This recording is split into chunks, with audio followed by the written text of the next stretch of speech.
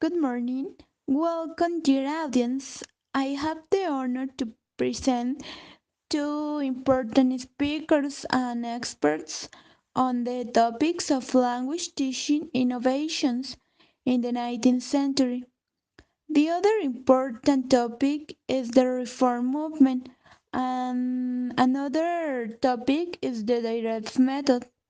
These topics are very important today and need to be explained in the best way. So I present the first speaker and great teacher Irving. Language teaching innovation in the 19th century. Europeans created a demand for oral proficiency in foreign language. This created a market of textbooks and conversation books to use in public school. In Europe, in countries like Germany, England, France, and other parts, there are new approaches to language teaching were developed by individual language teaching specialists, each with a specific method for reforming the teaching of modern language. Marcel, for example, referred to child language learning as a model for language teaching, emphasized the importance of meaning in learning, proposed that reading be taught before other skills, and tried to locate language teaching within educational framework. And also, this model tells us how the children memorize phrases and routines in speaking with a basic patterns or structures. Well, the Frenchman Gwen is perhaps the best known of these mid 19th century reformers. Gwen developed an approach to teaching a foreign language based of his observations of children's use of language. His method used situations of teams as ways of organizing and presenting oral language.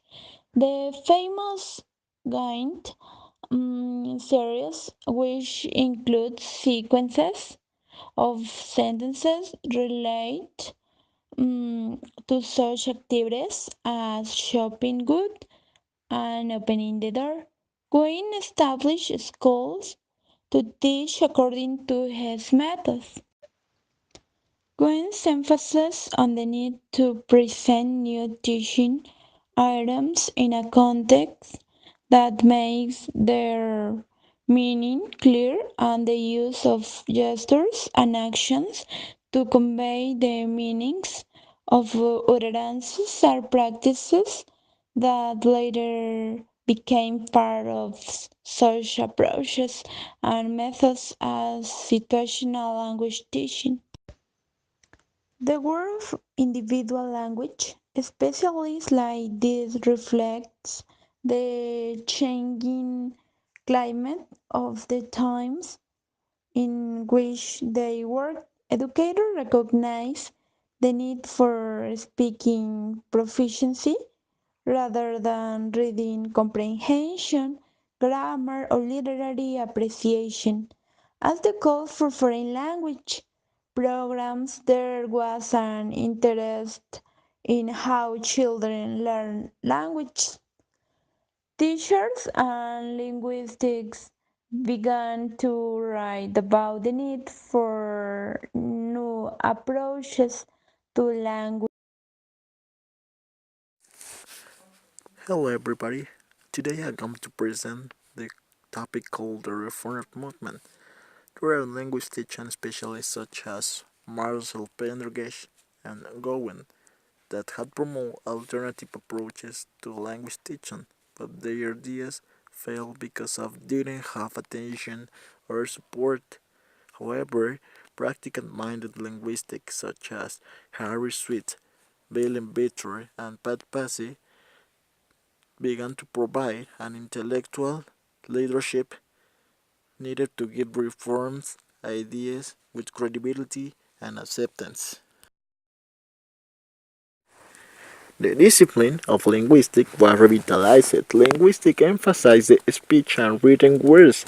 That's why the International Phonetic Association was founded in 1886 and has a lot of purposes, such as the study of the spoken language, phonetic training in order to establish a good pronunciation, the use of conversation, text, and dialogue to introduce someone else, inducting approach to teaching grammar, teaching new meaning through establish a association in the target language and establish a association with the native language. Speech teaching. Henry Sweet argued in his book that the best way to teach a foreign language will be throughout a methodological principle should be based on a scientific analysis of language and study of psychology. The Harris principle are the following: careful selection of what is to be taught, imposing limits on what is to be taught, arranging what is to be taught in terms of the four skills of listening, speaking, reading, and writing, writing materials from simple to complex. In Germany, Wilhelm Witwer used linguistic theory to justify views on language teaching. He argued that training in phonetics would enable teachers to pronounce the language according to speech patterns rather than grammar. Bitter, Sweet, and other reformers in the late 19th century shared many beliefs about the principles on which a new approach to teaching foreign language should be based. In general, the reformers believe that the spoken language is primary and that this should be reflected in an oral-based methodology. The findings of phonetics should be applied to teaching and to teacher training. Learners should hear the language first before seeing in writing form. Words should be present in sentences and sentences should be practiced in meaningful context and not to be told as isolated, disconnected elements. The rules of grammar should be taught only after the students have practiced the grammar points in context. That its grammar should be taught inductively. Translation should be avoided, although the native language could be used in order to explain new words or to check comprehension. The basic premise of the direct method was similar to that of Gwen's series method, namely that second language learning should be more like first language teaching, lots of oral interaction, spontaneous use of the language, no translation between first and second languages, and little or no analysis of grammatical rules. Richards and Rogers summarize the principles of the direct method. Classroom instruction was conducted exclusively in the target language.